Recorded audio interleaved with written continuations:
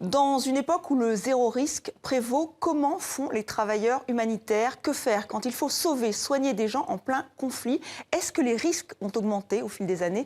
Médecins sans frontières se penchent sur ces questions dans Secourir sans périr, paru à MSF Crash. Nous recevons ce soir Michael Neumann et Jean-Guy Watteau. Bonsoir. Bonsoir. Alors Michael Neumann, vous êtes directeur d'études au MSF Crash. Vous avez co-dirigé cet ouvrage. Merci d'être avec nous. Et Jean-Guy Watteau, vous êtes chef de mission MSF. Parmi vos dernières missions en date, la Centrafrique. Alors, Michael Neumann, pourquoi écrire ce livre? Pourquoi maintenant? Est-ce que c'est pour faire un constat?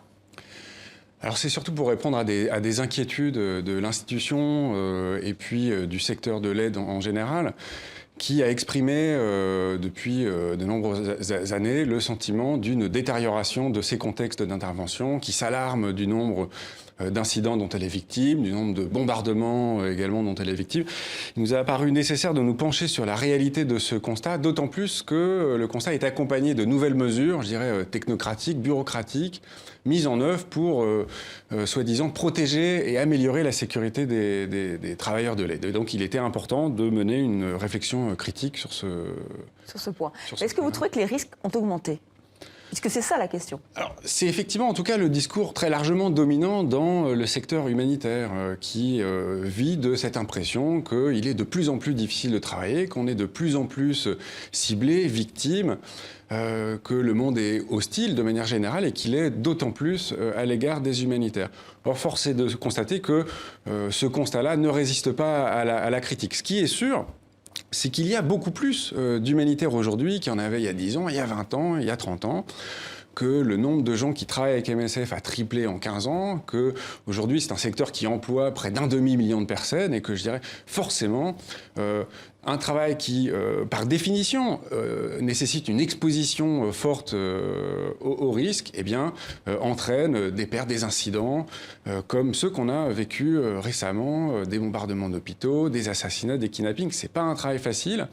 Pour autant, si on le compare à d'autres professions à risque, les bûcherons, les marins-pêcheurs, les ouvriers du bâtiment, l'accidentologie, le taux d'accident n'est pas plus important et plutôt d'ailleurs moins important dans l'humanitaire que dans ces secteurs-là. Ce qui peut paraître surprenant. Alors, Jean-Guy Watteau, vous étiez en Centrafrique récemment, donc sur une zone de conflit.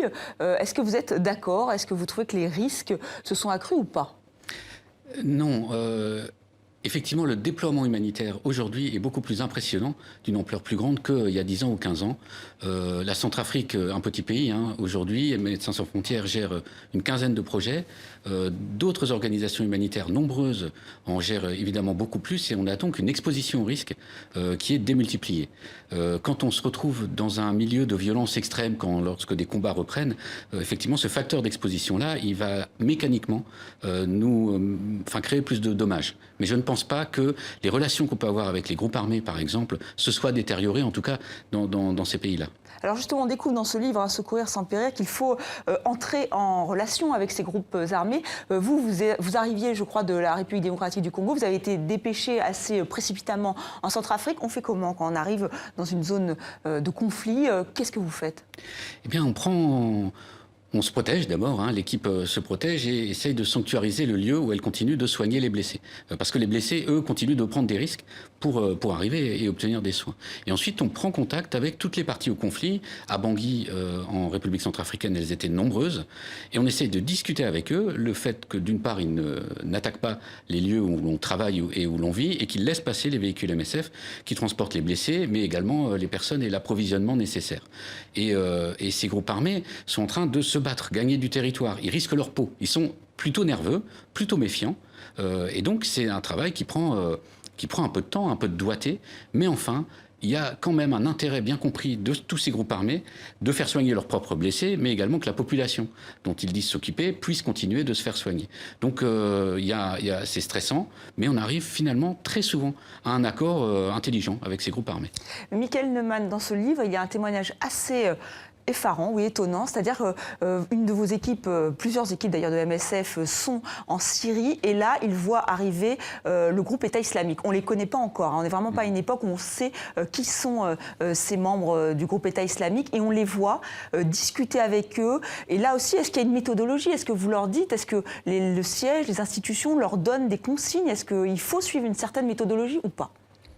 Alors, Jean-Guy parlait finalement de négociation et d'intérêt bien compris. Je pense que la clé, elle est là, elle est d'arriver à identifier les zones avec lesquelles on peut s'entendre, avec les différents groupes avec lesquels on travaille. Et l'État islamique, à l'époque, finalement, n'échappe pas à cette logique. C'est un groupe qui s'installe dans cette ville et il a besoin également, je dirais, d'assurer sa légitimité vis-à-vis de cette population qu'il contrôle, je dirais, de manière toute récente.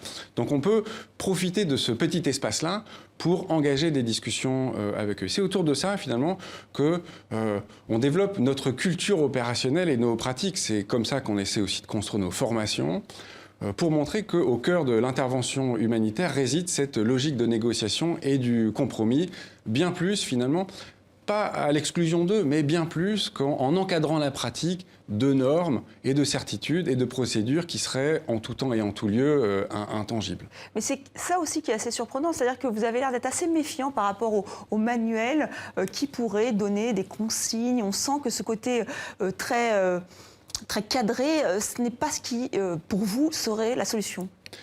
On voit que les contextes dans lesquels on travaille, qui sont particulièrement exposés dans ce livre, que ce soit la Syrie à laquelle vous faisiez allusion, ou le Yémen, ou la Centrafrique auquel on consacre également un chapitre, sont des lieux où règne une profonde incertitude. On ne sait pas bien ce qui va se passer. La situation évolue très rapidement. C'est ce qu'on a pu appeler dans d'autres contextes le brouillard de la guerre. Et que dans ce brouillard de la guerre, ce qui compte, c'est les jugements individuels, c'est les intuitions, c'est les discussions collectives. Et on est par ailleurs dans un environnement qui cultive l'idée que la procédure, elle est plus forte que l'homme, elle est plus importante, elle apporte plus de confort et on pense au contraire que cette certitude, elle est, dans ce type de contexte-là, le meilleur moyen de se tromper. Elle est rigide, quoi. Oui, donc vous aussi, Jean-Guy Watteau, vous pensez qu'il ne faut pas cette rigidité, il faut peut-être plus mélanger vraiment des routiers, enfin des gens qui ont l'habitude du terrain avec des gens qui en ont moins, et chacun peut composer. Comment vous faites? C'est-à-dire pour constituer une équipe efficace. Oui, tout à fait. Il y a des normes, mais c'est celle que Mickaël rappelait. C'est pas une checklist de choses qui marcheraient ici et là, maintenant et plus tard. C'est vraiment très particulier. Il y a à chaque moment, chaque conflit, une singularité que seule la discussion avec les leaders politiques, les leaders des groupes armés, les populations civiles permet de déceler. Et donc c'est une forme de norme, si vous voulez, mais c'est celle de l'adaptation permanente à des milieux extrêmement chaotiques qui changent, qui sont imprévisibles et qui changent très rapidement. Et une checklist nous enfermerait, je pense, dans des certitudes assez vite dépassées. Et pourtant, il y a des nouveaux outils, hein, vous en parlez, il y a les références sécurité, il y a aussi une base de données qui s'appelle Cindy. Ça vous aide ou pas ? Alors, on ne s'exonère pas du constat qu'on tire dans ce livre. C'est-à-dire qu'effectivement, MSF n'est pas épargné par ce qu'on va appeler une dérive un peu technocratique en matière de gestion de sécurité. On essaie de la remettre en question. Il y a des intérêts aux procédures. Il ne s'agit pas de jeter le bébé avec l'eau du bain, de penser que toute norme, toute procédure est inutile. Historiquement, MSF a également développé des procédures depuis les années 80, finalement, des outils pratiques. Garer sa voiture dans le bon sens, fermer sa porte à clé, sont aussi finalement des procédures comme on en a ici à Paris, en banlieue, ailleurs, en province, etc. Pour autant, effectivement, on sent une espèce d'invasion de ces outils-là parce qu'on les sent un peu rassurants. Et la question de la statistique que vous posiez, c'est celle-là. C'est-à-dire que la base de données qui a pour objectif d'enregistrer les incidents sécurité, elle a un seul intérêt. Elle a l'intérêt de l'archive. Il est important pour une institution de savoir quels sont ces employés qui ont subi des violences, qui ont été blessés, voire qui ont été tués, quels sont les biens qui ont été volés, dérobés, détournés, les voitures, etc. Est-ce qu'on va assigner à cette construction statistique un objectif de prévision? La réponse est non. Il me semble que la réponse est non. Or, on a dans le monde qui est aujourd'hui le nôtre, le secteur humanitaire, cette tendance à estimer que la statistique peut construire une image, je dirais, prédictible, quoi. Alors que pour vous, on est dans un terrain assez mouvant et que ce n'est pas suffisant, ce genre de base de données comme Cindy. Alors quel est le danger le plus grave qui vous menace? Ce sont les enlèvements? Les enlèvements ont augmenté, ils sont devenus crapuleux. C'est ce que vous redoutez le plus quand vous allez sur le terrain? Oui, d'une part, c'est vrai qu'il y en a de plus en plus et notre exposition plus importante ne suffit pas à l'expliquer. Et c'est surtout un événement qui a un impact paralysant sur un acteur de secours. Ça dure longtemps et pendant ce temps-là, il y a une partie très importante de nos moyens qui sont déployés pour essayer de sortir nos camarades. C'est donc en termes de fréquence et en termes d'impact vraiment le plus important. Michael Neumann, vous êtes d'accord? Oui, je voudrais rappeler ici qu'on a encore 3 collègues congolais détenus au Nord Kivu, qui sont détenus depuis bientôt 3 ans, qui ont été kidnappés en juillet 2013, qu'on a toujours des gens qui œuvrent à la libération de ces personnes dont on a finalement quand même très peu de nouvelles. Le kidnapping n'est pas un phénomène nouveau. Là aussi, il y a des kidnappings d'humanitaires dès les années 80, en ce qui concerne MSF en tout cas. Mais la valeur marchande et politique de l'occidental a augmenté. C'est vrai qu'aujourd'hui, du Sahel à l'Extrême-Orient, la menace du kidnapping, elle est troublante, elle est inquiétante. Il ne s'agit pas ici de juger que les peurs sont illogiques, illégitimes, irrationnelles, que tout va bien, qu'il n'y a pas lieu de s'inquiéter. Le kidnapping, par essence, est effectivement une vraie raison d'inquiétude. Néanmoins, penser que cette inquiétude-là légitime un constat très victimaire, finalement, qui est celui qui semble se développer dans le système de l'aide, et celui contre lequel on essaie d'aller dans ce livre, quoi. Oui, c'est une mise en garde donc dans Secourir sans périr. Eh bien, écoutez, merci Michael Neumann d'être venu sur le plateau de TV5 Monde. Merci à vous, Jean-Guy Watteau, d'avoir été nos grands témoins.